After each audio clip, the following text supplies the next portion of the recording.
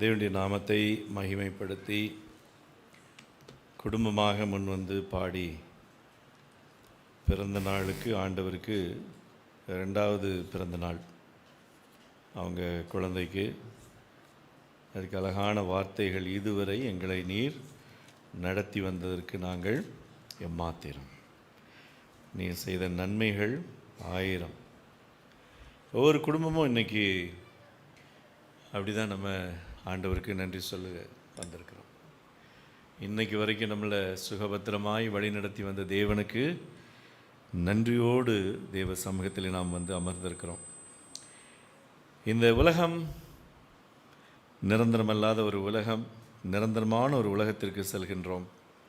அதனால் ஆண்டவருடைய வழிநடத்தல் நமக்கு மிக மிக அவசியம். இதுவரை நம்மை வழிநடத்தின தேவனுக்கு இந்த வார்த்தைகள் நம்ம ரொம்ப பிடித்தமான ஒரு வார்த்தை இல்லையா? ஒவ்வொரு முறையும் ஒவ்வொரு குடும்பமும் ஒரு அத்தியாயத்தில் வரும்பொழுது யோசித்து பார்க்கக்கூடிய ஒரு வார்த்தை. ஆண்டவரே, இதுவரைக்கும் நீர் எங்களை வழிநடத்தி வந்ததற்கு நாங்கள் எம்மாத்திரம். கர்த்தர் தாமே அருமையான இந்த குடும்பத்தை ஆசீர்வதிப்பாராக. சகோதரர் அஸ்வின் அவர்களையும் அவருடைய குடும்பத்தையும் மென்மேலும் ஆசீர்வதித்து அவர்கள் பெருக கடவர்கள். சூரியன் மறைந்து அந்தகாரம் வந்தது, சோர்ந்த எந்தேகம் அயர்ந்து. அப்படியா? அது எங்கே? அது எங்கே? வீட்டில் போய், சரியா? சோர்ந்த எந்தேகம் அயர்ந்து நல்லிலை பாரப்போகுது அப்படின்னா எனக்கு கொட்டாய் வந்துடும். அந்த தூக்கத்து நேரத்தில் எல்லாருக்கும் அந்த கொட்டாய் வரும்ல, அந்த மாதிரி வந்துடும். ஏன் அப்படின்னா, அது சரியாக 8:30 மணிக்கு ஃபேமிலி ப்ரேயரில் பாடும் பொழுது அந்த மைண்டு செட் என்னன்னா தூங்க போகிறோம் அப்படின்னு வந்துடும். அந்த கொட்டாய் வந்துருச்சு அப்படின்னாலே எங்கள் வீட்டில் ப்ரேயரில் என்ன செய்யும், சில நேரம் திட்டு விழும், சில நேரம் ஏதாவது அடி கூட விழும். ஏன் அப்படின்னா, யாருமே தூக்கத்தை என்ன செய்யக்கூடாது, ப்ரேயரில் என்ன செய்யக்கூடாது, கொட்டாய் விடக்கூடாதுன்னு ஒரு ஸ்ட்ரிக்ட் ரூல் இருக்குது. அந்த பாட்டை பாடினோடனே எனக்கு அப்படியே இந்த பழைய ஞாபகம் வந்துருச்சு. அதனால் யாரும் தூங்கிடாதீங்க. 150வது சங்கீதம், அதில் ஒரே ஒரு எபிரேய பாஷையில் சொல்லப்பட்ட ஒரு யூனிவர்சல் லாங்குவேஜ் யாராவது சொல்ல முடியுமா? 24 முறை பழைய ஏற்பாட்டில் அது வந்திருக்கிறது. எபிரேய வார்த்தையில் மொழிபெயர்க்காமல் வரப்பட்ட ஒரே ஒரு வார்த்தை. நீங்கள் கொரியா போனாலும் இந்த வார்த்தையை சொல்லுவாங்க, மிசோரம் போனாலும் இந்த வார்த்தையை சொல்லுவாங்க, நீங்கள் ஜெர்மனுக்கு போனாலும் இந்த வார்த்தையை சொல்லுவாங்க. ஏன் இங்கிலீஷ் கண்ட்ரி பிரிட்டனுக்கோ அமெரிக்காவுக்கோ நீங்கள் போனீங்கன்னாலும் மொழிபெயர்த்து சொல்கிறது கிடையாது. இதே எபிரேய பாஷையை சொல்லுவாங்க. அது என்ன பாஷை? அல்லேலுயா.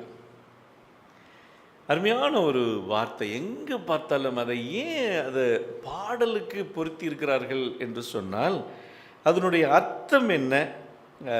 அல்லேலுயாவை 2ஆக பிரித்து அதன் அர்த்தத்தை சொல்லும் பொழுது, say something good about the Lord, say something good about the Lord.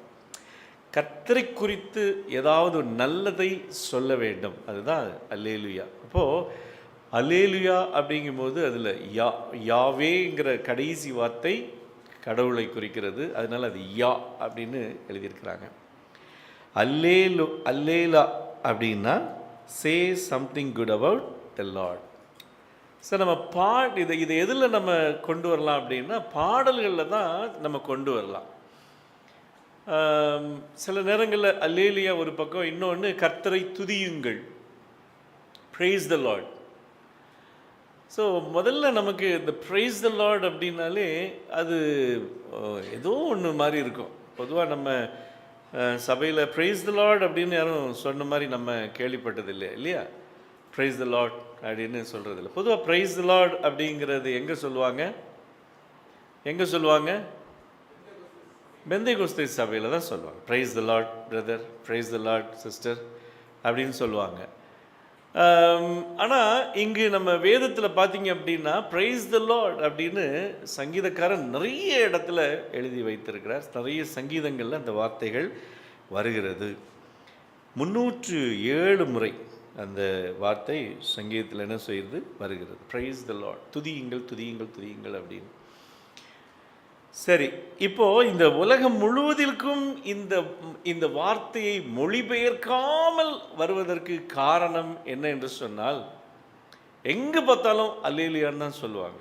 எங்கே பார்த்தாலும், அது ஹிந்தியில் பேசுகிறவங்களா இருந்தாலும் அல்லேலியா, தமிழில் பேசுகிறவங்க, மலையாளத்தில் பேசுகிறவங்க அல்லேலியா அப்படின்னா, அந்த வார்த்தை மட்டும் பரிசுத்த ஆவியானவர் ரொம்ப ஸ்ட்ரிக்டாக அழகாக கர்த்தரை துதிக்கிற வார்த்தையை மொழிபெயர்க்கவே படக்கூடாது என்று எபிரேய மொழியிலேயே அந்த வார்த்தை உலகம் முழுவதிலும் சொல்லப்படணும். ஏன் அப்படின்னா, கர்த்தரை துதிப்பதில் எந்த விதத்திலும் மாற்றம் இருக்கக்கூடாது. எந்த விதத்திலும் மாற்றம் இருக்கக்கூடாது அப்படிங்கிறதுக்கு இந்த சங்கீதத்தில் சில விவரங்களை நம்ம என்ன செய்ய போகிறோம், படிக்க போகிறோம். ஏன் மாற்றக்கூடாது?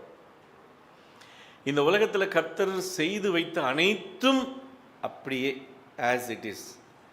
பாவத்து நிமித்தம் அது அப்படி இப்படி குளறுபடி ஆனாலும் படைத்தது உண்மை, படைப்பாளர் உண்மை, நமக்காக அதை படைத்தார், எதையும் மாற்றவில்லை.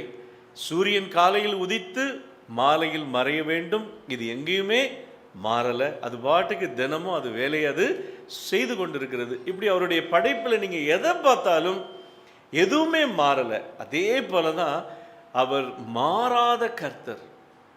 எந்த சூழ்நிலையிலுமே அவரை மாற்றி நாம் என்ன செஞ்சிடக்கூடாது, புகழ்ந்துடக்கூடாது. அதில் சின்ன ஒரு தவறு கூட நம்ம பண்ணிடக்கூடாது. அப்படிங்கிறதுல மிக கவனமாய் ஆவியானவர் இந்த எழுதுகின்ற அருமையான மற்ற எல்லாத்தையும் மொழிபெயர்த்துட்டாங்க. வேதத்தில் மொழிபெயர்க்காத ஏன் பேரை கூட என்ன செஞ்சிட்டாங்க, மொழிபெயர்த்துட்டாங்க. ஆனால் மொழிபெயர்க்கப்படாத ஒரே ஒரு வார்த்தை கர்த்தரை துதிக்கும் அந்த வார்த்தை அல்லேலூயா என்பதை நாம் நன்றாக அறிந்து கொள்ள வேண்டும். ஏன் ஆண்டவர் அந்த அளவுக்கு அதை இம்பார்ட்டன்ஸ் கொடுக்குறார் அப்படின்னா, நீங்கள் 10 கட்டளையில் 5வது வசனத்தை வாசிங்க. யாத்ராகம புஸ்தகம் 20வது அதிகாரம்.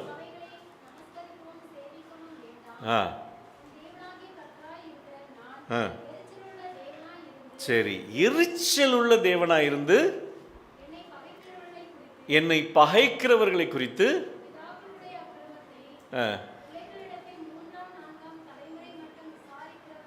நல்லா யோசித்து பாருங்க. ஆண்டவர் சொல்லுகின்ற ஒரு அருமையான காரியம் அந்த வொர்ஷிப் அப்படிங்கிறது. அல்லேலுயா அப்படின்னா கர்த்தருக்கே பொருந்தக்கூடிய ஒரு வார்த்தை. அந்த வார்த்தையை நம்ம வேறு எங்கேயாவது பயன்படுத்தி விடக்கூடாது, வேறு எந்த கடவுளுக்காக நம்ம என்ன செஞ்சிடக்கூடாது, பயன்படுத்தி விடக்கூடாது என்பதில் ஆண்டவர் மிகுந்த கவனத்தோடு இருந்தார். ஆனாலும் அது தவறாக பயன்படுத்தும் பட்சத்தில் அந்த தண்டனை தலைமுறையாக என்ன செய்யும், வரும் என்றும் ஆண்டவர் எச்சரித்திருந்தார். இது என்ன மாதிரி ஒரு உறவு முறை, என்ன மாதிரி ஒரு உறவு பைபிளில் பல இடங்களில் கொடுத்துருக்குது. இது கணவன் மனைவி, மணவாளன் மணவாட்டி, இந்த உறவுக்குத்தான் ஆண்டவர் என்ன செய்கிறார், இதை எடுத்துக்காட்டாக வைத்திருக்கிறார். ஆண்டவருக்கும் நமக்கும் உள்ள உறவு எப்படிப்பட்ட உறவாக இருக்கணும் அப்படின்னா, ஒரு கணவன் மனைவியினுடைய உறவு எப்படி இருக்கணும். ஒரு சகோதரி ஒருத்தங்க என்ன செய்கிறாங்க அப்படின்னா, அவங்க சகோதரியுடைய பெற்றோர்கள் ஒரு சின்ன ஒரு கம்ப்ளைண்ட், கல்யாணம் கட்டி கொடுத்தோம் இந்த நபருக்கு, இவ இப்படி திரும்பினா அவனும் இப்படி திரும்புகிறான். அந்த பொண்ணு அவங்க அப்பாட்ட சொல்லியிருக்குது, அப்பா அம்மாட்ட சொல்லியிருக்குது, ஏப்பா நான் இப்படி திரும்பினா அவரும் இப்படி திரும்புகிறார், நான் இப்படி திரும்பினா அவரும் இப்படி திரும்புகிறார், மேலே பார்த்தேன்னா அவரும் மேலே பார்க்குறாரு. இது என்ன எதை காட்டுது, எதை காட்டுது, எங்கே பார்க்குறாவா, யாரை பார்க்குறா, அவனுடைய உள்ளத்துக்குள்ளே என்ன அப்படின்னா, என்னையை தவிர வேறு யாரையும் பார்க்கக்கூடாது. ஒரு சின்ன ஒரு கம்ப்ளைண்ட் தான் இது. பட் இது எவ்வளோ மோசமான தாக்கத்தை ஏற்படுத்தும் தெரியுமா? ஏன், எனக்குரியவள், எனக்கு மட்டுமே உரியவள், வேறு எங்கேயும் என்ன செஞ்சிடக்கூடாது, பார்த்துடக்கூடாது. பார்த்துட்டா எரிச்சல் வந்துடும். நீதிமொழிகள் அழகாக சொல்லு, அந்த எரிச்சலை தணிக்கிறதுக்கு நீ என்ன கொடுத்தாலும் தகாது. அப்போ யோசித்து பாருங்கள், ஆண்டவர் இதை எங்கே கம்பேர் பண்ணுறாரு. எபேசியர்லேயும் நல்லா அழகாக பவுலார் சுட்டி காட்டுகின்றார். எப்படி அப்படின்னா, ஒரு மணவாளன் மணவாட்டி நீ எவ்வளோ ஃபெய்த்ஃபுல்லாக இருக்கணும், நீ எப்படி இருக்கணும். அப்படி இல்லைன்னா அந்த இடத்துல என்ன வரும்? எரிச்சல், கோபம், அதுக்கப்புறம் பின் விளைவுகள் என்ன என்பதை நாம் நன்றாக அறிந்திருக்கிறோம். அதனால் இந்த துதித்தல், இந்த பிரைஸ் தி லார்ட், இந்த அல்லேலூயா, இது எல்லாமே ஆண்டவர் ஒருவருக்கு மாத்திரமே பொருந்தும், வேறு எங்கேயும் அதை உபயோகிக்கப்படக்கூடாது என்பதில் பரலோகம் மிகவும் கவனமாக இருக்கிறது என்பதை நாம் அறிந்து கொள்ள வேண்டும். அதனால தான் ஆண்டவர் நான் எரிச்சலுள்ள தேவன் என்று ஆண்டவர் சுட்டி காட்டுகின்றார். ஆண்டவருக்கு எரிச்சல் வருகின்ற ஒரே ஒரு காரியம் தவறுதலாக துதிக்கப்படும் பொழுது. இந்த உலகத்தில் நல்லா யோசித்து பாருங்கள், எவ்வளவு தவறான துதித்தல் இன்னைக்கு போய்கிட்டு இருக்குது இல்லையா? உலகம் முழுவதிலும் விதவிதமான கடவுள்கள். தமிழ்லே சொல்லுவாங்க, 30 முக்கோடி தேவர்கள் அப்படிம்பாங்க. எத்தனையோ கோடி தேவர்கள், அவங்களெல்லாம் வணங்குவதும் விக்கிரக ஆராதனை செய்வதும் சுற்றி சுற்றி வருவதும் இன்றைக்கி பாடல்கள் எழுதுவதும். நல்லா யோசித்து பாருங்கள். சில நேரங்களில் ஒருத்தர் சொன்னார், சீர்காழி கோவிந்தராஜன் பாடும்போது அப்படியே புல்லரிக்கும் அப்படிம்பார். ஏன்னா அது அந்த கடற்கரை ஓரத்தில் இருக்கிற ஒரு விக்கிரகத்தை குறித்து அவர் என்ன செய்வார்? பாடுவார், அப்படியே புல்லரிக்கும் அப்படிம்பார். எதுக்கு புல்லரிக்குதுன்னா ராங் வே ஆஃப் வர்ஷிப் இல்லையா? அது எண்ணங்கள் அப்படி போயிடுச்சு. அதாவது அந்த வழிபடும் ஆராதனை எங்கே தவறாக போயிடுச்சு. அப்போது அவருக்கு புல்லரிக்குன்னா கடவுளுக்கு எப்படி இருக்கும்? எரிச்சல் வருமா இல்லையா? எங்கேயுமே அது போயிடக்கூடாது என்பதை நன்றாக பயிர்கிறார். அதுக்கப்புறம் பார்த்தீங்க அப்படின்னா, நீங்கள் யோவான் புஸ்தகத்தில் வெளியாகமம் புஸ்தகத்தில் 22வது அதிகாரத்தில் ஒரு அருமையான சம்பவத்தை நம்ம பார்க்குறோம். எப்படி அப்படின்னா, நீங்கள் வேதத்தில் நீங்கள் பார்க்கலாம், வெளியாகமம் புஸ்தகத்தில் அவர் வர்ணிப்பார், பரலோகத்தை குறித்து வர்ணிப்பார். சரி, இதெல்லாம் பார்த்தா எல்லாருக்குமே ஒரு ஆசை வரத்தான் செய்யும் பரலோகத்தை குறித்து இல்லையா? உதாரணத்துக்கு நீங்கள் 4வது அதிகாரத்தை எடுத்துக்கொள்ளுங்க. 4வது அதிகாரத்தில் 8வது வசனத்தை யாராவது வாசிங்க. 8, 9. ம் ம் ம்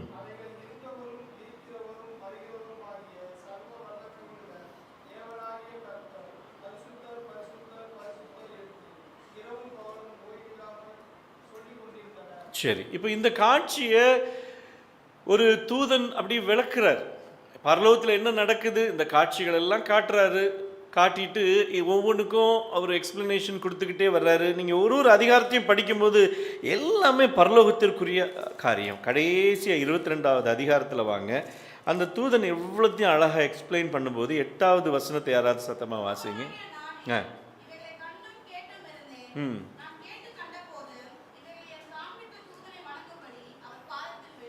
சரி, பார்த்தீங்களா? இதெல்லாம் இந்த எல்லாம் அப்படி மிரட்சியுமாங்க இல்லையா? இதுவரைக்கும் பார்த்ததில்லை, சிந்திச்சது கூட கிடையாது, அவரால் எழுதக்கூட முடியல. எப்படி இது போல இருந்தது, அது போல இருந்தது, ரியலாக என்ன இருக்குது அப்படின்னு இன்னும் யோவானுக்கு தெரியல. அப்படி எல்லாத்தையும் பார்த்துட்டு அதுக்கு எழுத வார்த்தை இல்லை, அதை உருவகப்படுத்த முடியல, அதுக்கு ஒரு கன்க்ளூஷன் இப்படி தான் இருந்துச்சு, இதுதான் அதுக்கு பேர் அப்படிங்கிற ஒரு முடிவுக்கு வர முடியல. அப்படி பிரமித்து போய் இதெல்லாம் அந்த தூதன் சொல்ல சொல்ல என்ன செய்யறாரு அப்படின்னா, ஓடி போய் சாஷ்டாங்கமா தூதனுடைய காலில் விழுகிறாரு. தூதன் என்ன சொல்றாரு பாருங்க. அதற்கு அவன்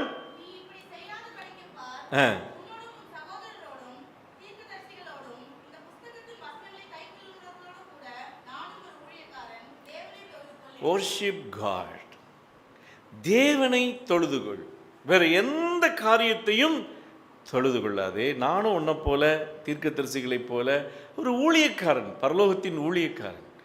தொழுது கொள்ளாதே. தொழுகை வேறு, ரெஸ்பெக்ட் வேறு. நல்லா நம்ம தெரிஞ்சுக்கணும். சில நேரங்களில் பார்த்தீங்க அப்படின்னா நம்ம காலில் விழுறது கூட தவறு.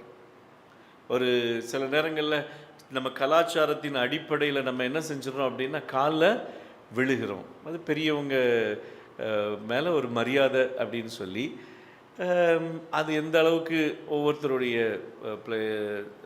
ஐடியாஸ், அதை எப்படின்னு நம்ம செய்ய முடியாது. பட் அது கூட தவறு என்பதை தான். ஏன்னா தூதன் பரிசுத்தமான ஒரு தூதன், அவன் காலில் விழுகிறதுல என்ன தப்பு அப்படின்னு நினச்சிட்டு பிரமிப்பில் யோவான் என்ன செய்கிறாரு, போய் விழுகிறார். தூதன் ஒதுங்கிட்டார். எப்போ வேணாம், நல்லா யோசித்து பாருங்க. சாது சுந்தர் சிங் தானே இமயமலை அடிவாரத்தில் ஊழியம் செய்தது. அவர் இப்போ குறித்து நம்ம படித்தோம் அப்படின்னா, அவர் ஒரு வீட்டில் போய் ஒரு சுகவீனமான இடத்துல போய் ஜெபம் பண்ணுறாரு. சுகம் கிடைச்சிருது. சுகம் கிடைச்ச உடனே அந்த மக்கள், அந்த வாசிகள் அவங்க என்ன செய்கிறாங்க, அவங்களுக்கு படிப்பறிவு கிடையாது. இவர் போய் ஜெபம் பண்ணுறாரு. ரொம்ப காய்ச்சல் இருந்த அந்த குடும்பத்தில் உள்ள பிள்ளைகள் சுகம் அடைந்த உடனே அவங்க எல்லாரும் ஒரு காலில் விழுகிறாங்க. அது மாத்திரமல்ல, இவருக்காக காத்திருக்கிறாங்க. இவரை கடவுள், ஏன்னா அவங்க கடவுளை கண்டதில்லை, கடவுளை பற்றி கேள்விப்பட்டதில்லை. இந்த மனுஷனிடத்தில் ஒரு பெரிய மகத்தான ஒரு அற்புதம் செய்யக்கூடிய சக்தி இருக்குதுன்னு சொல்லி இவரை கடவுளாக வணங்கினார்கள். கடவுளாக வணங்கும் போது இந்த சாது சுந்தர் சிங் என்ன செஞ்சாராம், ஓடி போய் கடவுள்கிட்ட அறையை மூடிட்டு, இந்த வல்லமை என்னை விட்டு எடுத்துருவோம் ஆண்டவரே, இந்த மக்களுக்கு புரியல, இவங்க என்னை கடவுளாக நினச்சி என்ன செய்கிறாங்க, வணங்குறாங்க, இந்த பவர், இந்த இதை எடுத்துரும்னு சொல்லி ப்ரேயர் பண்ணாராம். யோசித்து பாருங்கள். சில நேரங்களில் இந்த உலகத்தில் வணக்கத்திற்குரியவைகள்னு எதையுமே நம்ம என்ன செய்ய முடியாது, எடுத்துக்கொள்ள முடியாது. கர்த்தரை தவிர, அவருடைய தொழுகையை தவிர வேறு எந்த ஒரு காரியத்தையும் அவருக்கு ஈடாக நம்ம என்ன செய்ய முடியாது, செய்ய முடியாது என்பதை நாம் நன்றாக அறிந்திருக்கிறோம். மார்ட்டின் லூத்தர் நமக்கு நன்றாக தெரியும் அந்த ஹிஸ்ட்ரி. அவர் பார்த்தீங்க அப்படின்னா, அவருக்கு அந்த ரோமன் கத்தோலிக்க சபை அதனுடைய அதிகாரத்திற்கு எதிராக இவர் செயல்படும் பொழுது, இவருக்கு தலகணம் வந்துவிடக்கூடாது என்பதற்காக 2 வருஷம் கர்த்தர் அவரை ஒழித்து வைத்தார் அப்படின்னு அம்மையாருடைய புஸ்தகத்தில் நீங்கள் படிக்கலாம். யோசித்து பாருங்க. நான் தான் அந்த கடவுளுடைய இடத்தை என்றைக்கு ஒரு மனிதன் எடுக்கிறானோ அது ஆபத்தானது என்பதை நம்ம நன்றாக தெரிந்து கொள்ள வேண்டும். ஏன்? தொழுகைக்குரியவர் கர்த்தர் மட்டுமே. இவருக்கு ஆதரவாக அநேகர் என்ன செஞ்சாங்க, கிளம்பி வந்தாங்க. இவர் சொல்கிறது சரி, இவர் பைபிளில் இருக்கிறது அப்படி அக்குரேட்டாக சொல்கிறாரு அப்படின்னு சொல்லி எல்லாரும் என்ன செஞ்சாங்க, வந்தாங்க. 2 வருஷம் அந்த தலகணம் ஏறிடக்கூடாது, அவருக்கு ஏறலை, ஆனால் ஏறிடக்கூடாதுன்னு ஆவியானவர் கொண்டு போய் என்ன செஞ்சிட்டாரு, 2 வருஷம் அவர் எங்கே இருக்கிறாருன்னே தெரியாமல் ஒழிச்சு வச்சார். ஏன்? அந்த நேரம் அப்படிப்பட்ட ஒரு நேரம். இன்றைக்கி சில நேரங்களில் சினிமா பாட்டு பாடுறது ஓகேயா அப்படின்னு சிலர் என்ன செய்வாங்க, சொல்லுவாங்க. சினிமா பாட்டு இன்றைக்கி நம்ம குடும்பத்தில் அப்படி ஊடுருவி போய்விட்டது இல்லையா? ஒரு காலத்தில் சினிமா பாட்டுனாலே அது பயங்கரமான ஒரு குற்றம். ஆனால் இன்றைக்கி எல்லாருடைய ஃபோன்லேயும் அது வருது. இன்றைக்கி காமெடிங்கிற பேரில் வருது. நீங்கள் ஒரு நியூஸை பார்த்தாலும் அதுக்குள்ளே ஒரு காமெடி, இன்றைக்கி சினிமா காமெடி இருக்குது. எப்படி லைஃப் ஸ்டைல் மாறிடுச்சு பாருங்கள். நம்ம ஒரு பாட்டை கூட என்ன செய்ய முடியாது, கேட்க முடியாது. ஏன் அப்படின்னா அதில் ஒரு சினிமா ராகம் என்ன செய்யுது, கலந்து வருகிறது. இப்படி நிறைய பிரச்சனைகள் இருக்கிறது. சில நேரங்களில் சினிமா பாட்டுனாலே என்ன, ஒருத்தர் வர்ணித்து பாடுவதா இல்லையா? ஒரு ஆண் ஒரு பெண்ணின் அழகை வர்ணித்து அப்படி தானே எழுதி வச்சுருக்கிறாங்க சினிமா கதாசிரியர்கள் அல்லது பாடலாசிரியர்கள், அப்படி தான் எழுதி வச்சுருக்கிறாங்க. அப்போது அப்படி கூட எந்த விதத்திலும் தேவனுக்கு கொடுக்க வேண்டிய முக்கியத்துவத்தை வேறு யாருக்கும் கொடுத்து விடக்கூடாது என்பதில் நாம் என்ன செய்யணும், மிகவும் கவனமாக இருக்க வேண்டும். ஏன் அப்படின்னா, வணக்கத்திற்குரியவர் கர்த்தர் மட்டுமே. அதனால தான் அந்த 1ஆம் கட்டளையில் அழகாக சொல்கிறாரு, யாதொரு விக்கிரகத்தையும் நீங்கள் என்ன செய்யுங்கண்டா, வணங்கவும் சேவிக்கவும் வேண்டாம், நான் எரிச்சல் உள்ள தேவன் என்று ஆண்டவர் சொல்கிறார். ஏசாயா 42வது அதிகாரம் 8வது வசனத்தை நாம் வாசிப்போம். யாருக்கும் என்னுடைய மகிமையை கொடுப்பதில்லை.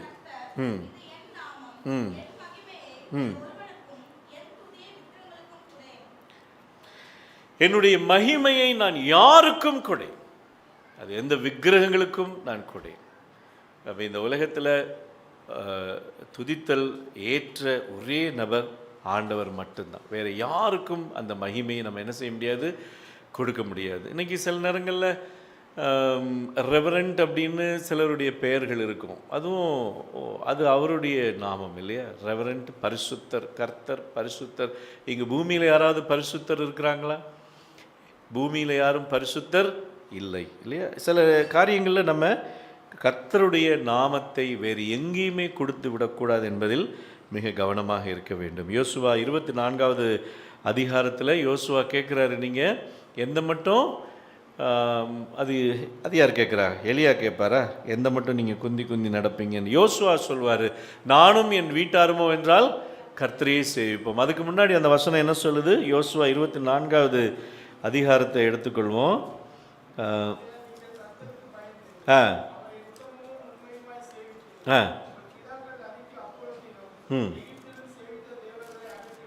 ம் யாரை சேவிப்பீர்கள்? அருமையான ஒரு வசனம் இல்லையா? ஏன் அப்படின்னா, ஆண்டவர் சொல்றார், என்னுடைய மகிமையை நான் வேறு யாருக்கும் கொடேன், வேறு எந்த ஒரு காரியத்திற்கும் கொடேன். அப்போ நம்ம இன்னைக்கு நம்ம லைஃப் ஸ்டைலில் ரொம்ப சர்வ ஜாக்கிரதையாக இருக்க வேண்டும். இன்னைக்கு எதுவுமே நம்ம என்ன செஞ்சிடக்கூடாது, தேவனுடைய பாதையிலிருந்து நம்மை வழி விலக செய்து விடக்கூடாது. அது ஒருவேளை நம்ம படிப்பாக இருக்கலாம், வேலையாக இருக்கலாம், நம்ம என்டர்டெயின்மெண்ட், லைஃப் ஸ்டைல், எதுலேயுமே நம்ம எந்த விதத்திலுமே ஆண்டவருக்கு விரோதமாய் பாவம் செய்து விடக்கூடாது என்பதில் நாம் மிக மிக கவனமாக இருக்க வேண்டும் என்று ஆண்டவர் விரும்புகின்றார். ஆண்டவருடைய ஆலயம் எதற்கு ஒப்பிடப்படுகிறது? தேவனுடைய ஆலயத்தில் அவருடைய சாங்சுரியில் நம்ம என்ன நடந்துச்சுன்னு பார்க்குறோம். பலி செலுத்துதல், தேவனை துதித்தலும் பலி செலுத்துதலும் அன்றைக்கு நடந்தது. ஓய்வு நாள் தோறும், பண்டிகை தோறும் கர்த்தருடைய பிள்ளைகள் வந்து என்ன செய்தாங்க? அவங்களுடைய சிங்காசனத்தில், அவருடைய இந்த பூமியில் இருக்கக்கூடிய அந்த சீட் ஆஃப் மர்சி இல்லையா, இங்கு ஆண்டவர் இருக்கக்கூடிய அந்த இடத்தில் கர்த்தருடைய பிள்ளைகள் பாவத்தோடு வந்து அழுது ஜெபித்து பாவ அறிக்கை செய்து அவருடைய இரக்கத்தை பெற்று சென்றார்களே தவிர வேறு எந்த ஒரு காரியத்திற்கும் ஆண்டவருடைய சமூகத்தை நம்ம என்ன செய்யக்கூடாதான்? உபயோகிக்கக்கூடாது. ஏன்னா துதித்தல், ஆலயம் என்றால் துதிக்கும் ஸ்தலம். அந்த ஆலயத்தில் துதியை தவிர வேறு எந்த ஒரு காரியத்திற்கும் முக்கியத்துவம் கொடுக்கப்பட்டால் அது நம்ம விக்கிரகத்திற்கு கொடுக்கப்படுகின்ற ஒரு நேரத்தை போல இருக்கும். அது கர்த்தருக்கு எரிச்சலை அது ஏற்படுத்தும் என்பதை நாம் நன்றாக அறிந்திருக்கிறோம். அதனால் ஆலயம் என்றால் அது ஆராதனைக்குரிய இடம். ஆலயத்தில் வேறு எந்த ஒரு காரியமும் ஆராதனையை தவிர செய்யக்கூடாது என்பதை கர்த்தருடைய பிள்ளைகளாகிய நாம் அறிந்து கொள்ள வேண்டும். சரி, இப்போது இந்த 150வது சங்கீதத்தில் அல்லேலூயா அப்படிங்கிற ஒரு வார்த்தைக்கு, அந்த வார்த்தையை சொல்ல வேண்டிய கர்த்தருடைய பிள்ளைகளாகிய நீங்களும் நானும் எவ்வளவு சர்வ ஜாக்கிரதையாக அதை கையாள வேண்டும். ஏன் அப்படின்னா, அவருடைய மகிமையை வேறு எந்த ஒரு காரியத்திற்கும், மனிதனுக்கும், இடத்திற்கும், ஸ்தலத்திற்கும், லைஃப் ஸ்டைலுக்கும் என்ன செஞ்சிடக்கூடாது? கொடுத்து விடக்கூடாது என்பதை நாம் நன்றாக அறிந்து கொள்ள வேண்டும். அல்லேலூயா, தேவனை அவருடைய பரிசுத்த ஸ்தலத்தில் துதியுங்கள் என்று சொல்லுகிறார். தேவனை அவருடைய பரிசுத்த ஸ்தலத்தில் துதியுங்கள். பரிசுத்த ஸ்தலம் எப்படிப்பட்டது? இந்த பரிசுத்த ஸ்தலத்தில் நம்ம என்ன செய்யணும்? பாட்டு பாடணும், வசனத்தை படிக்கணும், தியானிக்கணும், சிந்திக்கணும், ஆமேன்னு சொல்லிட்டு ஆண்டவருடைய ஆசீர்வாதத்தை பெற்றுக்கொண்டு போய்விட வேண்டும். வேறு எதுக்காவது யூஸ் பண்ணுறோமா? நல்லா யோசித்து பாருங்கள். வேறு எதுக்காவது ஆண்டவருடைய ஆலயத்தை நம்மை உபயோகித்தால் அது மிக மிக பாவம் என்பதை நாம் நன்றாக அறிந்து கொள்ள வேண்டும். ஆண்டவருடைய பிள்ளைகளாகிய நாம் ஆண்டவர் நமக்கு கொடுத்த அவருடைய ஸ்தலத்தில் அவரை துதிக்க வேண்டும். அதற்காக மாத்திரமே ஸ்தலம், அதற்காக மாத்திரமே ஆண்டவருடைய ஸ்தலம் உபயோகிக்கப்பட வேண்டும் என்பதை நாம் நன்றாக அறிந்து கொள்ள வேண்டும். அடுத்ததாக பார்த்தீங்கன்னா, அவருடைய வல்லமை விளங்கும் ஆகாய விரிவை பார்த்து அவரை துதியுங்கள். அவருடைய வல்லமை விளங்கும் ஆகாய விரிவு என்பதை நாம் நன்றாக அறிந்திருக்கிறோம். நல்லா யோசித்து பாருங்கள். பரமண்டல ஜெபம் நம்ம சொல்கிறோம். பரமண்டல ஜெபத்தில் பார்த்தீங்கன்னா அதில் ஒரு அழகான ஒரு வார்த்தை ஒன்று வரும். என்ன அப்படின்னா, பரலோகத்திலே உம்முடைய சித்தம் எப்படி நடக்கிறதோ அதே போல் இந்த பூலோகத்திலும் நடக்க வேண்டும். இது எல்லாருமே நம்ம உள்ளத்திலிருந்து சொல்கிறோமா, வாயிலிருந்து சொல்கிறோமா நமக்கு தெரில. ஆனால் ஒரு நாள் நம்முடைய ஜெபத்திற்கு கண்டிப்பாக பதில் உண்டு. ஏன் அப்படின்னா, இன்னைக்கு நம்ம பரலோகத்தில் ஒரு ஆராதனை போய்கிட்டு இருக்கு, இன்னும் பூலோகத்தில் ஒரு ஆராதனை போய்கிட்டு இருக்கு, இதுக்கு தொடர்பு இல்லாமல் இருக்குது. ஆனால் ஒரு நாள் வரும், இந்த ஜெபத்திற்கு கர்த்தர் பதில் அளிக்கக்கூடிய நாள், எல்லா இடத்திலும் கர்த்தரை தொழுது கொள்கின்ற நாள் வரும். அன்னைக்கு அங்கே விநாயகருக்கு, அங்கே இவருக்கு, அங்கே மலையில் இவருக்கு, இங்கே அந்த எங்கும் கர்த்தரை தொழுது கொள்கின்றனர். வேற எந்த சாமியும் கிடையாது. அப்போ நம்ம ஜெபத்திற்கு ஆண்டவர் என்ன செய்கிறார்? நிச்சயம் அந்த பதிலை தருகிறார். ஆண்டவரே, பரலோகத்தில் உம்முடைய சித்தம் எப்படி நடக்கிறதோ அதே போல் பூலோகத்திலும் உம்முடைய சித்தம் நிறைவேற வேண்டும், இல்லையா? அப்போ ஆண்டவர் அந்த ஒரு காரியத்தை நமக்கு என்ன செய்கிறாரு? நிறைவேற்றுகிறார் என்பதை நாம் நன்றாக அறிந்து கொள்ள வேண்டும். அதனால் பரலோகத்திலும் பூலோகத்திலும் ஒரே ஆவியோடு கர்த்தருடைய பிள்ளைகள் தொழுதுகின்ற ஒரு காலம் வரும். ஒரு அருமையான ஒரு சகோதரி, தொழுநோய் அவங்களுக்கு. அவங்களுடைய கை என்ன செய்ததுன்னா அப்படியே நகங்கள்லாம் கீழே விழ ஆரம்பிச்சிச்சு. ஆத்து மணல் போல் அந்த கையில் எல்லாம் விழ ஆரம்பிச்சிச்சு. தொழுநோய் இல்லையா, லெப்ரசின்னு சொல்லுவோம் இல்லையா, அந்த தொழுநோய் அவங்களுக்கு வந்துச்சு. ஆலயத்துக்கு போக முடியல அவங்களுக்கு. அவங்க சரீரத்தில் ஒரு விதமான ஸ்மெல். அவங்க என்ன செஞ்சாங்க அப்படின்னா, எல்லாரும் ஆலயத்தை விட்டு போன பிறகு அந்த ஆலயத்தின் வாசலில் வந்து முழங்கால் படியிட்டு தேவனை நோக்கி கதறி அழுவாங்களாம். அப்படி அழும்போது இதை ஒரு கேமரா மூலமாக இந்த போதகர் கவனிச்சுக்கிட்டே இருந்திருக்கிறாரு. நம்ம எல்லாம் போன பிறகு ஒரு அம்மா வர்றாங்க, வந்து ஆலயத்தில் உட்காந்து அழுது ஜெபம் பண்ணிட்டு போகிறாங்களே அப்படின்னு. சரி, இதை கொஞ்ச நாளாக கவனிச்சுட்டு வர்றார். ஒரு நாள் பார்த்தீங்க அப்படின்னா அந்த ஆலயத்தில் அந்த அம்மா, நான் ஒரு சாட்சி சொல்லணும் அப்படின்னு வந்தாங்க. அப்போது அந்த போதகர் என்ன செய்கிறாருன்னா, அந்த சாட்சி நேரத்தில் சரி வாங்க அப்படின்னு கூப்பிட்டு அந்த அம்மாவுக்கு சாட்சி சொல்ல வாய்ப்பு கொடுக்கும்போது அந்த அம்மா சொல்லிச்சான், நான் சுமார் ஒரு 12 ஆண்டுகளாக நான் இந்த வியாதிப்பட்டு இருந்தேன். இன்றைக்கி ஆண்டவர் எனக்கு சுகம் கொடுத்தார். இந்த ஆலயத்தில் நான் வந்து முழங்கால் படியிட்டு நான் ஜெபித்து சில காலம் வெளியில் நின்று ஜெபிப்பேன், அதன் பிறகு உள்ளே வருவேன், எனக்கு ஆண்டவர் இன்னைக்கு சுகம் கொடுத்தார் அப்படின்னு சொல்லி அந்த அம்மா சொன்னாங்களாம். அப்போ தான் போதகர் எந்திரிச்சு கேட்டாராம், நீங்கள் வாசலில் தலகுப்புற விழுந்து ஜெபம் பண்ணுகின்ற இந்த தாயார் நீங்கள் தானா அப்படின்னு கேட்டாராம். ஆமாம். யோசிச்சு பாருங்க, சில நேரங்களில் இன்னைக்கு இந்த ஆலயத்திற்கு வருகின்ற ஒவ்வொரு உள்ளத்திலும் ஏதாவது ஒரு ஏக்கம் இருக்கும்.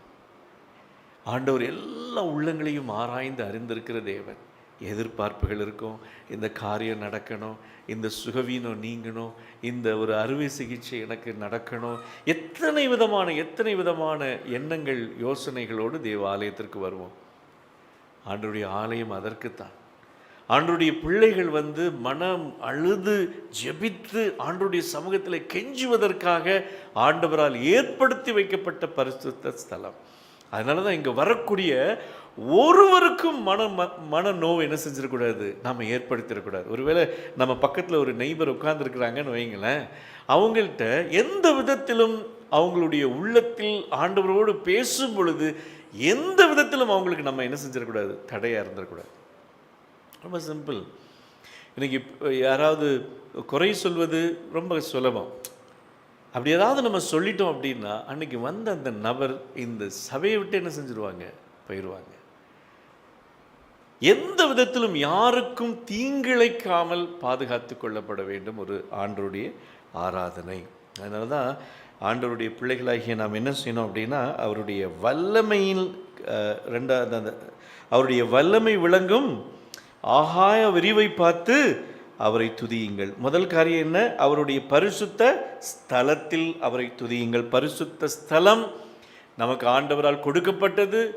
வானத்தில் நம்முடைய பரமண்டல ஜெபத்தில், ஆண்டவரே வானத்தில் நீர் பரலோகத்தில் உங்களுடைய சித்தம் என்னவோ அந்த சித்தம் இந்த பூமியில் நடக்கணும் அப்படிங்கிற எண்ணம். அது மாத்திரமல்ல, இங்கே வந்திருக்கிற ஒவ்வொரு உள்ளத்தையும் கர்த்தர் சமாதானத்தோடு அனுப்பி வைக்க வேண்டும் என்பதற்காக ஜெபிக்க வேண்டும். ரெண்டாவது என்ன அப்படின்னா, அவருடைய வல்லமை விளங்கும் ஆகாய விரிவை பார்த்து அவரை துதியுங்கள். அவருடைய வல்லமை விளங்கும் ஆகாய விரிவு அப்படின்னா என்ன யோசித்து பாருங்கள். அவருடைய வல்லமை விளங்கும் ஆகாய விரிவு அப்படி கொஞ்சம் எடுத்து பாருங்களேன். சங்கீதம் 19வது சங்கீதத்தில் அவருடைய வல்லமை விளங்கும் ஆகாய விரிவு எப்படிப்பட்டது அப்படிங்கிறத ரொம்ப அழகாக சங்கீதக்காரன் காலை நேரத்திலிருந்து அப்படியே அரண்மனையில் உட்கார்ந்து சூரிய உதயத்திலிருந்து என்ன செய்வார், அப்படி ஒன்றொன்றையாக கவனிச்சிருப்பார் அப்படின்னு நான் நினைக்கிறேன். ஒரு சில வசனங்கள் மட்டும் படியுங்க. வானங்கள் தேவனுடைய மகிமையை வெளிப்படுத்துகிறது. எப்படி வெளிப்படுத்துகிறது? வானங்கள் தேவனுடைய மகிமையை வெளிப்படுத்துகிறதுனா எப்படி? இன்றைக்கி இந்த உலகத்தில் எந்த ஒரு காரியத்தையும் நீங்கள் பாருங்கள், அவருடைய கிரியேஷன் எடுத்துக்காங்க. இன்னைக்கு மரங்கள் எப்படி வருகிறது, இந்த மரத்தில் எப்படி அந்த விதையிலிருந்து கிளம்புகிறது, என்ன ஆச்சரியம். அது ஒரு கனியை தருகிறது, அந்த கனியில் ஒரு சுவை இருக்கிறது. ஒரு மல்லிகை பூவை எடுத்துக்கொள்ளுங்க, அதை முகர்ந்து பாருங்க, அதில் ஒரு நறுமணம் இருக்கிறது. இன்னைக்கு எந்த ஒரு காரியத்தை எடுத்துக்காங்க, எல்லாவற்றிலும் அதற்கு ஒரு சுவை, அதற்கு ஒரு தனி சிறப்பு, ஒரு சிறு சிறு அது என்னது உள்ள போடுவோமே சீரகம், சிம்பிள் புரியும்படி எடுத்துக்குவோம். சீரகத்தை உள்ள போடுறோம், அந்த சீரகத்திற்கு ஒரு பலன் இல்லையா, அதோடைய விளைவு அது என்ன செய்யுது, உள்ளே போய் நமக்கு ஏதாவது ஒரு குறைபாடு இருக்குமானால் அந்த அகத்தில் உள்ள குறைபாடுகளை சரி செய்கின்ற ஒரு பதார்த்தமாக அது இருக்கிறது. யோசித்து பாருங்க, இன்னைக்கு கடவுளுடைய அந்த படைப்பு எல்லாமே எப்படிப்பட்டது, எவ்வளோ ஆச்சரியம், எவ்வளோ அதிசயம். இன்னைக்கு அதான் அவர் எழுதுறார், வானங்கள் தேவனுடைய மகிமையை வெளிப்படுத்துகிறது, ஆகாய விரிவு அவருடைய கரங்களின் கிரியையை அறிவிக்கிறது, பகலுக்கு பகல் வார்த்தைகளை பொழிகிறது, இரவுக்கு இரவு அறிவை தெரிவிக்கிறது. அவைகளுக்கு பேச்சும் இல்லை, வார்த்தையும் இல்லை, அவைகள் சத்தம் கேட்கப்படுவதும் இல்லை. ஆட்டோமேட்டிக்காக அது பாட்டுக்கு முளைக்குது, அது பாட்டுக்கு நறுமணம் வீசுது, அது பாட்டுக்கு பூமியில் விதைச்சா அது பாட்டுக்கு தருது, மனுஷன் அதை சாப்பிட்றான். ஏதாவது குறை வைக்குதா இந்த உலகம்? இந்த ஆண்டவருடைய பிள்ளைகளுக்கு ஆண்டவர் படைத்த எல்லாமே. ஒரு கேரளாவில் நமக்கு நல்லா தெரியும், அந்த இடுக்கி டிஸ்ட்ரிக்டில் பயங்கரமான வெள்ளம், மலைச்சரிவு, அநேகர் செத்து போனாங்க, கிராமங்கள் போச்சு. ஒரு நாள் அந்த மக்கள் எல்லாம் சந்தோஷமாக கத்துனாங்க. எதுக்கு கத்துனாங்கன்னு சொல்லுங்கள் யாராவது, எதுக்கு கத்துனாங்க? சுமார் ஒரு 20 நாட்கள் சூரியனே வரல. அன்னைக்கு எல்லாரும் அந்த மேகங்கள் அப்படியே விலகுது, சூரிய வெளிச்சம் அப்படியே இந்த இடுக்கி டிஸ்ட்ரிக்டில் வருது, கூக்குரலிட்டு கத்துறாங்க, சூரியன் வெளிச்சம் வரணும் அப்படிங்கிறதுக்காக. யோசித்து பாருங்க, ஆண்டவருடைய பிள்ளைகளாகிய நமக்கு இன்னைக்கு ஆண்டவர் எப்படி, எதற்காக ஆண்டவரை துதிக்கணும், ஏன் நம்ம அந்த துதியை வேறு எங்கேயும் கொடுத்துடக்கூடாது, ஏன் அவ்வளோ இம்பார்ட்டன்ஸ் நம்ம ஆண்டவருக்கு கொடுக்கணும் அப்படின்னா, இந்த வார்த்தைகள், அவருடைய கரத்தின் கிரியைகள், த கிரியேஷன், அவருடைய ஸ்தலம், அவருடைய படைத்தவைகள் எல்லாமே அவரை துதிப்பதற்காகவே கர்த்தர் நமக்கு என்ன செஞ்சிருக்கிறாரு, கொடுத்துருக்கிறாரு. எல்லாத்தையும் பெற்றுக்கொண்டு சுயநலமாக இருக்கிற மனுஷனை பார்த்து இந்த இயற்கை கேட்குது, எவ்வளோ காரியம் கர்த்தர் செஞ்சிருக்கிறார், உனக்கு நன்றி இல்லையா? நிச்சயம் கேட்குறாரா இல்லையா? இன்னைக்கு உலகத்தில் ஆண்டவர் என்ன குறை வச்சாரு மனுஷனுக்கு, எவ்வளோ அள்ளி தருகின்றார், எவ்வளோ காரியங்களை கர்த்தர் செய்திருக்கிறார். சங்கீதக்காரர் அதை உணர்ந்து 19வது சங்கீதத்தில் என்ன செய்கிறாரு, அதை ரெக்கார்ட் பண்ணியிருக்கிறாரு. சரி, அதுக்கப்புறம் தன்னைத்தானே ஒரு இடத்துல எழுதுகிறாரு, ஆண்டவரே அதிசயிக்கத்தக்க விதமாய் இல்லையா, ஐ வாஸ் எப்படி மேடு ஒண்டர்ஃபுல்லி அண்ட் ஃபியர்ஃபுல்லி அப்படின்னு ஆங்கிலத்தில் படிப்போம் இல்லையா. என்னை கர்த்தர் என்னை படைத்தது எப்படின்னா அதிசயத்தக்கதாய் என்னை படைத்திருக்கிறார். எப்படி இந்த இருதயம் இயங்குகிறது, எப்படி நரம்புக்குள்ளே இரத்த நாளங்கள் ஓடிக்கொண்டிருக்கிறது, எனக்கு எப்படி பார்வை வருகிறது, எனக்கு எப்படி காது கேட்கிறது, நான் எப்படி சுவாசிக்கின்றேன், நான் எப்படி நடக்கின்றேன். எனக்கு விலங்குகளைப் போல 4 கால்கள் அல்ல, 2 கால்கள் தான் இருக்குது, நான் எப்படி நடக்கிறேன் பேலன்ஸ் பண்ணி. இன்னைக்கு அதெல்லாம் யோசித்து பார்த்து சங்கீதக்காரன் அவ்வளோ பயங்கரமாக, நான் எப்படி படைக்கப்பட்டேன், எனக்கு வெளியில் எல்லாத்தையும் பார்த்தாலும் ஆச்சரியம், என்னுடைய சரீரம் ஒரு ஆச்சரியம், இந்த உலகத்தில் எதை பார்த்தாலும் என் தேவன் அங்கு வெளிப்படுத்தப்படுகிறார். இயற்கையை பார்த்தா, மரத்தை பார்த்தா தேவன் தான் தெரிகிறாரு, ஆகாய விரிவை பார்த்தாலும் கர்த்தர் தான் தெரிகிறாரு, தண்ணியை பார்த்தாலும் கர்த்தர் தான் தெரிகிறாரு, இந்த உலகத்தில் எல்லா மிருக ஜீவன்களையும் தண்ணிக்குள் இருக்கக்கூடியவர்களையும் பார்த்தாலும் அங்கேயும் கர்த்தர் தான் தெரிகிறார். எல்லாவற்றுக்கும் அதிகாரி அந்த தேவன். ஆகாய விரிவை பார்த்து நீ அவரை என்ன செய், தொழுதுகொள் என்று சொல்லுகின்றார். அவருடைய வல்லமையுள்ள கிரியைகளுக்காக அவரை துதியுங்கள் என்று சொல்லியிருக்கின்றார். மாட்சிமை பொருந்திய அவருடைய மகத்துவத்திற்காக அவரை துதியுங்கள். அது என்ன, மாட்சிமை பொருந்திய அவருடைய மகத்துவங்கள். இன்னைக்கு நம்ம பாடுறோம் அப்படின்னா அதுக்கு காரணம் என்ன, எங்கிருந்து இந்த பாடல் உருவாச்சு? ஒரே வசனமாக இருந்துட்டு போயிருந்தால் நல்லா இருந்திருக்குமே அப்படின்னு நம்ம யோசிப்போம் இல்லையா? ஒருவேளை பாடலே இல்லைன்னா நம்ம எப்படி இருந்திருப்போம்? நல்லா யோசித்து பாருங்கள். இந்த தாம்பரம் சபையில், அட்வென்ட் திருச்சபையில் பாடலே இல்லை, எப்படி இருக்கும்? பாட்டே கிடையாதுங்க. வருவாங்க, எடுத்த உடனே பைபிள் வாசிப்பாங்க, ஆமேன் ஜோபன்வாங்க, போயிடுவாங்க. பாட்டே இல்லைன்னா எப்படி இருக்கும்? இசை இல்லைன்னா எப்படி இருக்கும்? அது நம்ம கூட நம்ம லைஃப்பில் நம்ம ரத்தத்தில் கலந்திருக்க வேண்டும் என்று ஆண்டவர் விரும்பி இன்றைக்கி இந்த இசைகளையும் பாடல்களையும் ராகங்களையும் தாளங்களையும் கர்த்தர் நமக்கு கொடுத்துருக்கிறார். இன்றைக்கி சில நேரங்களில் ஒரு சில மனுஷங்களுக்கு அவங்க வேதனையோடு துக்கத்தோடு இருக்கும் பொழுது வசனங்களை சொன்னால் சில நேரங்கள் அது புரியாது. பாடல்கள் எத்தனை பேரை இழுத்துட்டு வந்திருக்கு தெரியுமா? அன்றைக்கி ஒரு குடும்பத்தை நான் சந்திக்கும் போது அவங்க சொன்னாங்க, அந்த குடும்பத்தை மறந்துட்டேன், அன்றைக்கி குடும்பத்தை பேரோடு சொன்னேன், ஒருவேளை இன்றைக்கி பேரை மறந்துட்டேன். அவங்க சொன்னாங்க, சரியாக பிரகாசபுரம் குழாய் அந்த ஈவினிங் சர்வீஸில் பாடுற பாட்டு, பின்னாடி இருக்கக்கூடிய குளத்துக்கு பின்னாடி இருக்கக்கூடிய ஒரு வீடு, அந்த ஊர் பேரையும் நான் மறந்துட்டேன். என்ன ஊர்?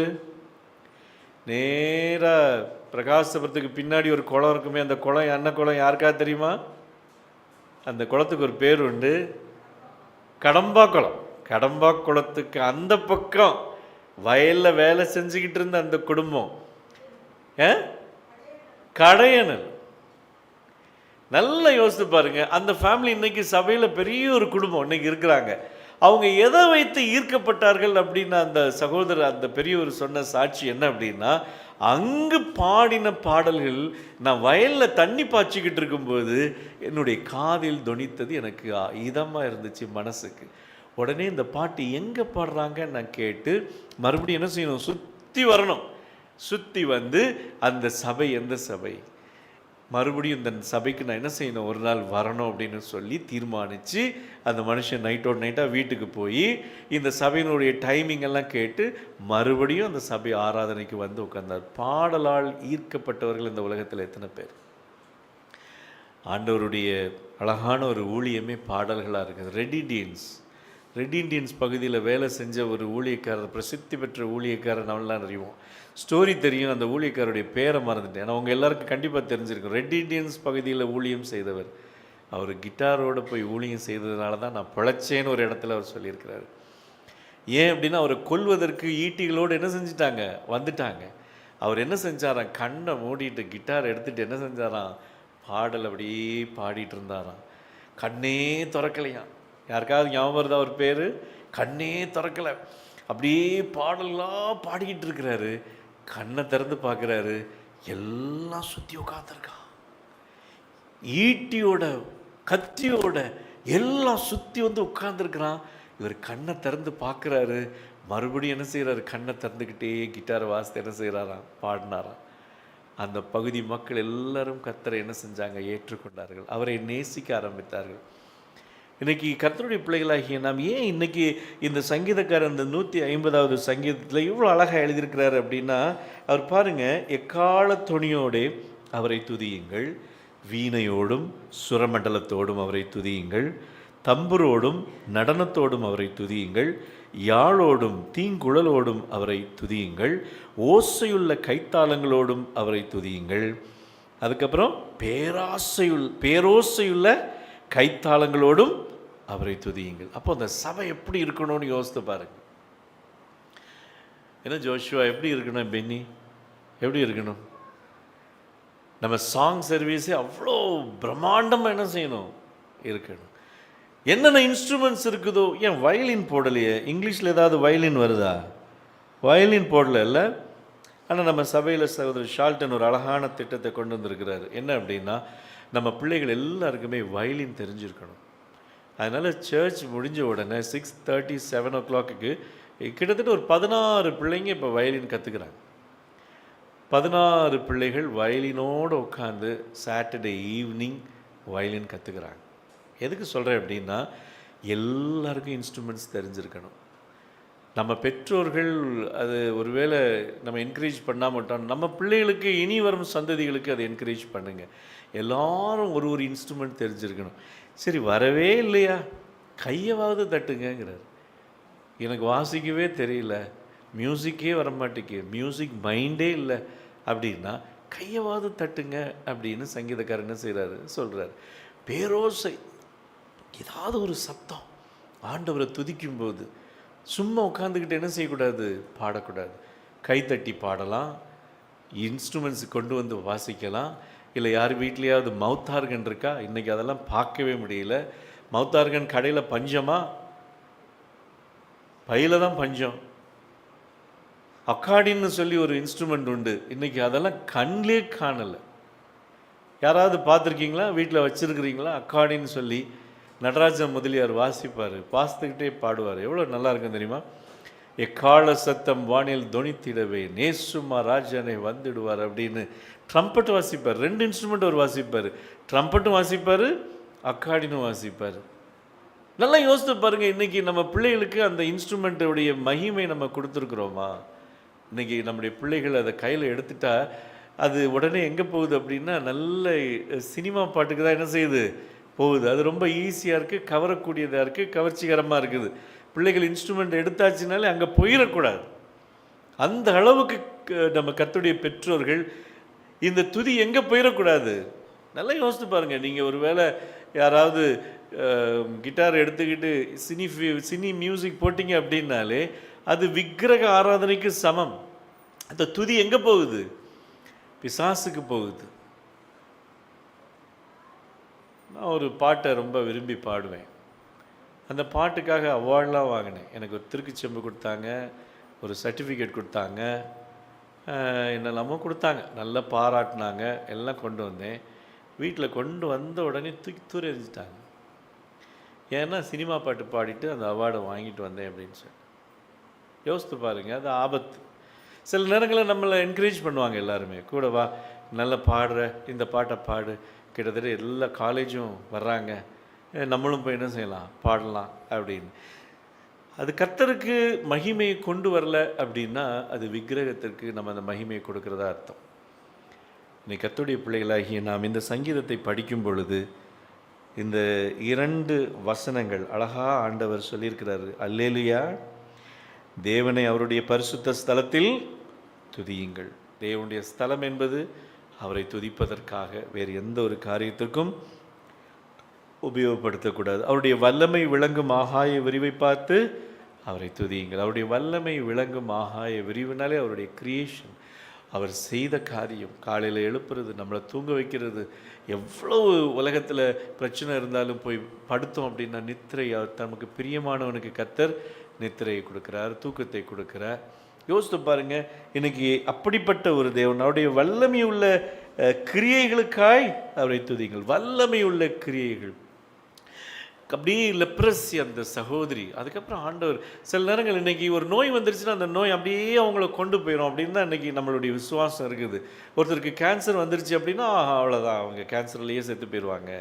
இன்றைக்கி ஏதாவது ஒரு ப்ராப்ளம் இன்றைக்கி வந்துருச்சு, ஒரு வியாதி வந்துருச்சு அப்படின்னா ரிட்டன் வர மாட்டேங்கிறாங்களே, ஏன் அப்படி அதுலேயே போய் அப்படி செத்துடுறாங்களா? அப்போ என்ன ஜெபம் பண்ணி என்னத்துக்கு? அந்த பவர் எங்கே? வல்லமை உள்ள கர்த்தருடைய கிரியை எங்கே? ஏன் நடக்க மாட்டேங்கி? நல்லா யோசித்து பாருங்கள். ஒருத்தருக்கு கம்ப்ளீட்டாக செயலிழந்து போயிடுச்சு உடம்பு அப்படின்னா சுற்றி உட்காந்து நீங்கள் பாடி பாருங்களேன். உற்சாகமாக கர்த்தர் எல்லா இன்ஸ்ட்ருமெண்ட்ஸும் எங்கே என்னென்ன கிடைக்குதோ சொல்லி பாடி பாருங்கள். ஆண்டவர் நிச்சயமாக எழுப்புவார். அந்த சகோதரி தனக்கு கை நகங்களெல்லாம் சுருங்கி கொண்டு வர்ற நேரத்தில் கர்த்தரை நோக்கி கதறினாங்க. அவருடைய வல்லமையுள்ள கிரியைகள் இன்னைக்கும் கர்த்தருடைய ஆலயத்தில் கர்த்தருடைய பிள்ளைகளுக்கு செயல்பட்டு கொண்டு இருக்கிறது. அதை எடுத்துக்கொள்வது எடுத்துக்கொள்ளாத நம்முடைய ஃபெய்த்தில் தான் இருக்குது. சில நேரங்களில் ஃபேக் ஃபெய்த் நமக்கு என்ன செய்யுது, மிகுந்த டிஸ்டர்பன்ஸாக இருக்குது. நம்ம எல்லாமே நல்லா தான் இருக்கிற மாதிரி வருவோம், ஆனால் ஆபத்தான ஒரு காலகட்டத்தில் நம்ம இருக்கிறது நமக்கே தெரியாது. அதனால தான் சில நேரங்களில் நம்முடைய விசுவாசம் நம்மை ஒருபோது என்ன செய்யாது, காப்பாற்றாது. அவருடைய வல்லமை உள்ள கிரியைகளுக்காக அவரை துதியுங்கள். மாட்சிமை பொருந்திய அவருடைய மகத்துவத்திற்காக அவரை துதியுங்கள். மாட்சிமை பொருந்திய அவருடைய மகத்துவம். பாடல் என்பது ஒரு பெரிய வெப்பன் அப்படிங்கிறார், ஒரு பெரிய ஆயுதம். பாடல் என்பது தேவனுடைய ஆலயத்தில் உற்சாகமாக பாடும் பொழுது அது மிகப்பெரிய ஒரு ஆயுதம். கடைசி அவர் எப்படி முடிக்கிறாரு, எல்லாரும் சேர்ந்து சொல்லுவோமா? சுவாசமுள்ள யாவும் கர்த்தரை துதிப்பதாக. அல்லேலுயா. சுவாசமுள்ள யாவும். இன்னைக்கு சுவாசம் எவ்வளவு மகத்துவம் உள்ளது தெரியுமா? இந்த சுவாசத்தின் மகிமை. நான் என்ன செய்கிறேன் அப்படின்னா, நாகர்கோயிலில் ஒரு குளத்தில் குளிச்சிக்கிட்டு இருக்கிறேன். என்னுடைய 2 பிள்ளைகளும் அப்போது கொஞ்சம் வளர்ந்துட்டாங்க. என்னுடைய உறவினர்கள் எல்லாரும் குளிச்சிக்கிட்டு இருக்கிறாங்க, நானும் குளிக்கிறேன். ஒரு ஸ்டெப் இப்படி பின்னாடி வச்சு இந்த 2 பிள்ளைகளும் தோளில் இருக்கிறாங்க. ஒரு ஸ்டெப் பின்னாடி வைக்கும்போது அது அவ்வளோ பெரிய பள்ளங்கிறது எனக்கு தெரியல. நான் என்ன செய்கிறேன், அப்படி உள்ளே போயிட்டேன், முங்கிட்டேன். இந்த பிள்ளைகள் நினச்சிக்கிச்சு அப்பா முங்கி எந்திக்கிறாருன்னு. எந்திக்கலை. தண்ணி குடிக்கிறேன், திணறேன்.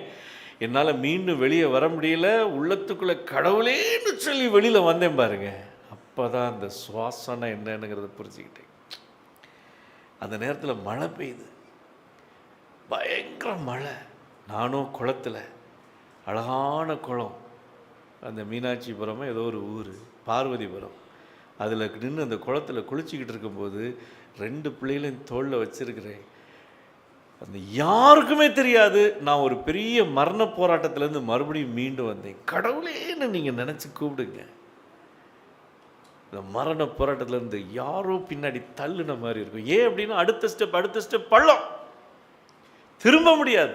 பிள்ளைகளுக்கு அது தெரியாது. ஆனால் கடவுளேன்னு கத்தும்போது மறுபடியும் தண்ணி வெளியே வந்து சுவாசம் வந்துச்சு பாருங்க. சுவாசமுள்ள யாவும் கர்த்தரை துதிப்பதாக. இன்றைக்கி கர்த்தருடைய பிள்ளைகளாகிய நாம், ஆண்டவர் நமக்கு கொடுத்திருக்கிற அருமையான ஒரு வாய்ப்பு, பாடல் பாடுவது, அவரை துதிப்பது, அவரை வணங்குவது, அவரை தொழுவது, வொர்ஷிப் காட். இன்றைக்கி நமக்கு கொடுத்த ஒரு பெரிய ஸ்லாக்கியம். நம்ம எல்லாருமே கடவுளை வணங்கும் போது, தொழும்போது, துதிக்கும்போது, அவர் அந்த துதியை வேறு எங்கேயும் நான் கொடுக்கல அப்படிங்கிறார். எங்கேயும் கொடுக்கல, அது எனக்குரியது. நீ அதை கொடுக்கல அப்படின்னா, நீ ஒருவேளை அந்த டைமை வேறு எங்கேயாவது ஸ்பெண்ட் பண்ண அப்படின்னா, நான் எரிச்சல் உள்ள தேவன் அப்படிங்கிறார். அதனால் ஆண்டவரை எரிச்சல் படுத்தாதபடி வாய்ப்பு கிடைக்கும் போதெல்லாம் பாடுவோம், துதிப்போம், ஆண்டவரை மகிமைப்படுத்துவோம். கர்த்தர் நம்மோடு கூட நம்மை இருந்து நம்மை பலப்படுத்துவாராக.